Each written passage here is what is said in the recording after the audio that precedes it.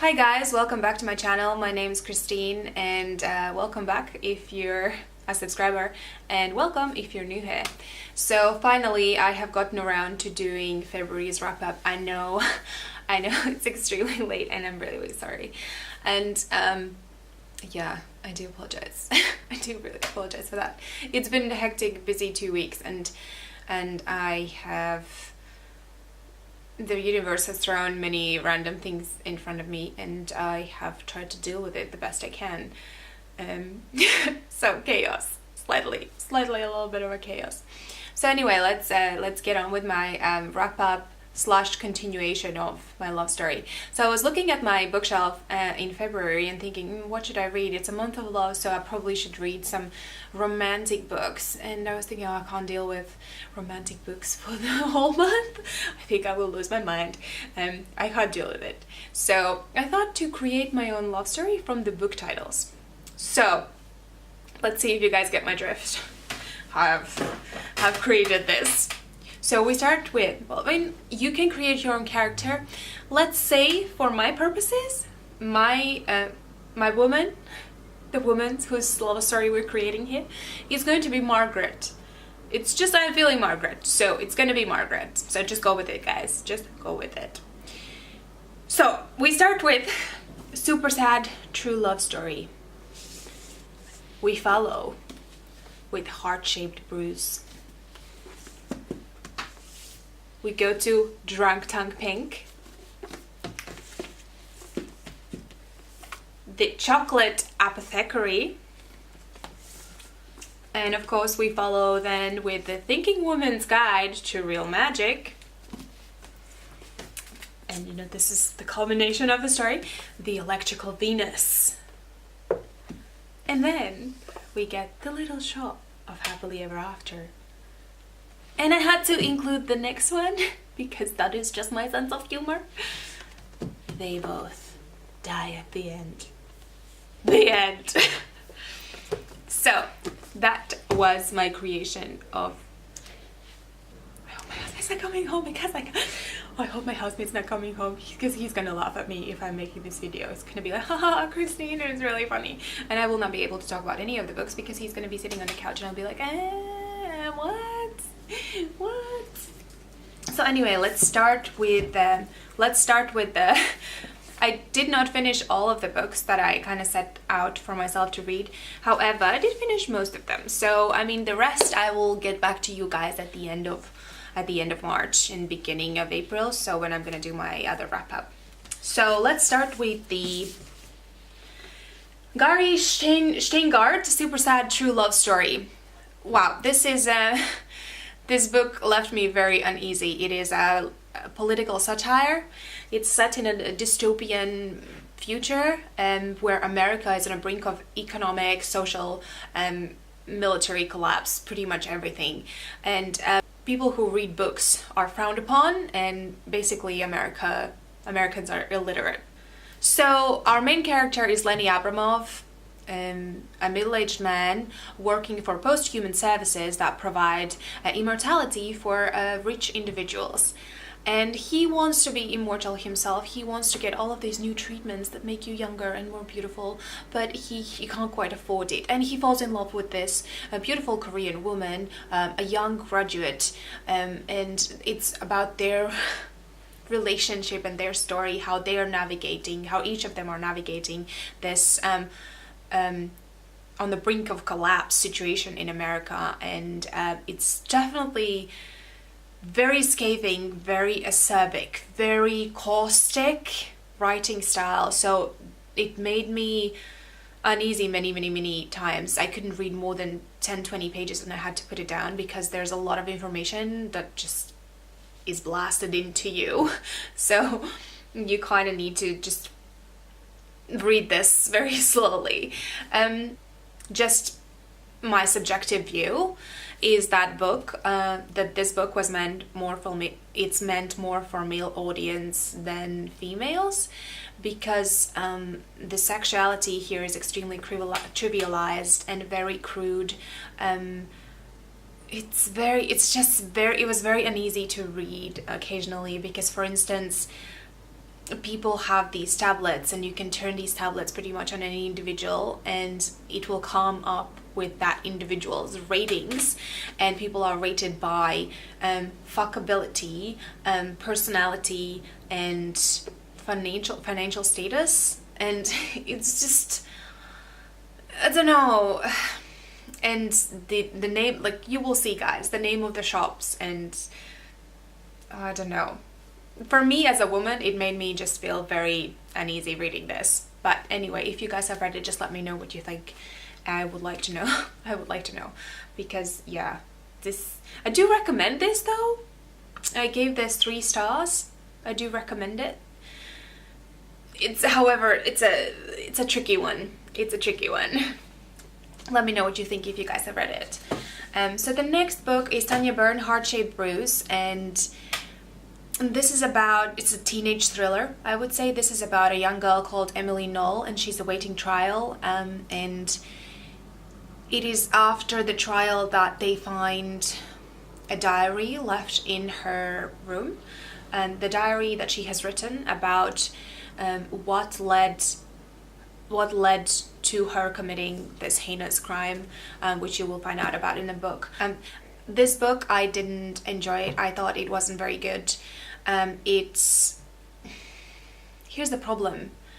I come from a family of very strong females, so when the main character is behaving like a brat and a spoiled and just incredibly annoying person, I know she's dealing with mental issues, but I couldn't relate to her at all. I'm sorry. And I know the author, I had written in the back that she was inspired by Hamlet, you know, by creating this character that is easily corruptible, and the revenge is eating the insides of this character. But I'm sorry, this did not come across. There are a lot of the love triangle in here is extremely clichéic, and it's just, it took an effort to get through this, because I did want to put it down and just ignore it. The next book is Drunk Tank Pink, which I haven't gotten around to yet, but it's about, I do so want to read it. It's non-fiction, and it's about an interesting psychological discoveries that we as people are not quite aware of, how it affects us. For instance, Drunk Tank Pink is actually a shade of pink that calms you down. That is actually proven to, it's proven that you cannot get and you cannot physically get angry in the presence of this color. So that is just very fascinating to me, and I would really like to read this book. I think this is my next book to read, so I will let you guys know what I think about it. And the next one is Chocolate. I had to include some chiclets in the February wrap up. So it's called The Chocolate Apothecary, and it's by Josephine Moon. As far as chiclets go, this is not the best. Our main character is Christmas Livingstone, and she owns a little chocolate shop in a little town, and she has these amazing chocolate creations, and she's creative, and she's sort of likable. I don't know, I found her too nice. I found her too nice. I mean, need to have some kind of fault. I don't know, just that's how I find her. And you know, obviously there's this new man that comes into town, and he's botanist, and he has traveled the world, and he sweeps her off her feet, and she has these rules that she cannot date, and then there's a best friend involved, and there are these just random conflicts that solve themselves way too easily. I don't know if I enjoyed this. I gave this 2 stars. I'm probably not going to read anything from this author because I just didn't enjoy her writing style. I thought she kind of introduces these new characters and new situations, and then they're wrapped up so easily that it's just not even, like, why did you even introduce them? That's unnecessary. So yeah, don't pick that up, guys. I don't recommend it. Maybe you haven't, maybe you really enjoyed it. I'm sorry if you did. I'm really sorry. Just like maybe dissing someone's favorite author. I'm sorry, but like, it's really not my cup of tea. It wasn't. The next book we're going to is Emily Croy Barker, The Thinking Woman's Guide to Real Magic, and I did pick this up book because I enjoyed The Discovery of Witches by Deborah Harkness, and yeah, here we follow Nora, who is working on her doctorate in literature, and accidentally she stumbles into this fairy world through a forgotten cemetery, and these fairy people are enchanting and charismatic and very lovely, and she falls in love and she gets married, but at the end we realize that they're actually pretty vicious creatures, and she almost dies, but she does escape, and she finds herself not in her own world but in this parallel world which has magic in it, and she meets Arundiel, who's an injured magician, but he takes her under his wing, and then Nora is kind of struggling to fit into this new world because it's very patriarchal. It's women need to know their place. So that was uncomfortable again to read at times. It was really enjoyable till about half, so I gave it 4 stars until about half, and then it just like kind of just was winding down. So I don't know. I do recommend picking this up. It was enjoyable. So I gave this, I think at the end, 3.5, 3.75. But yeah, it's definitely quite a chunker, so it's 560 pages and the print is very small, so it definitely takes a while to get through this. But maybe it could have been shorter. But you know, it's quite enjoyable, so do guys pick this up. Next book, again I'm gonna get to this, but I needed to include it for to create my own love story, which continues in March. And it's by Julie Mayhew? Julie Mayhew, The Electrical Venus. And here we meet a traveling sideshow, and we meet Mim, who gets top billing by playing an electrical Venus in this sideshow. And men line up every night just to get an electrifying kiss from her lips. And it's about an exploration of love. What is love? You know, is there a spark? So I'm quite intrigued to read this. It's not a very big book, but you know, we'll read this definitely in March. My computer is acting up, but I will definitely read this in March, and I will let you know, guys, whether I enjoyed it or not. So the next book is Jenny Colgan, The Little Shop of Happily Ever After. I have read Jenny Colgan before. I do enjoy her writing style. She's a chick lit author, obviously, but I just don't know. I mean, yes, it has all of the same tropey things. And her chick lits, they definitely have, you know, the same kind of things that you expect from a chick lit. You know, there's our main character, and she's, you know, struggling, and she meets someone, and then everything just goes together at the end very nicely, and everything wraps up very lovely, just like a present. But I don't know, I just really like her writing style. And here we follow Nina. She's a librarian who gets let go, and then she decides to go to Scotland and open her own bookshop, which is actually a traveling van full with books. And she finds the perfect book for every person, which is it's actually really worked really well in this book, and I really enjoyed that aspect. And I don't know, this kind of just carried the whole book for me, and I really enjoyed it. So I give this like 4 stars for sure. It's really good. And the last book, I am still 100 pages. I still have 100 pages more to read in this one. They Both Die at the End, by Adam Silvera, and I have seen other booktubers read this, and they really enjoyed it. And it's actually definitely interesting. It's so bittersweet and so nostalgic and sad, but lovely at the same time. And we meet two of our protagonists, Matteo and Rufus, and they get in this world where this book is set, people get called by a company called Deathcast, and they are informed that they're going to die on that day. So whether you're 4, 40 or 100, you get called at 12 a.m. Just to be informed that you are gonna die. Live your day to the fullest. You don't know when you're gonna die, how it's gonna happen. It might be piano falling on your head. You might drown. You might just choke on food, but you will die. So yeah, it's definitely interesting how these 2 teenage boys just meet up together and then just try to work through all of these emotions and just try to live the last day in the best way they can. And I'm really enjoying it so far, and it's a 4-star book for now. I mean, I will see, I'll get to the end and I'll see how it goes. And yeah, it's sad. It's very sad. I've picked up quite a bunch of books. At the last but not least, and it didn't really it didn't really fit into my love story. Maybe we can put this at the end. But it's Brandon Sanderson, The Final Empire, the Mistborn book one, and I think every fantasy reader probably has read this book, maybe not once and maybe a few times, and it's probably definitely one of the most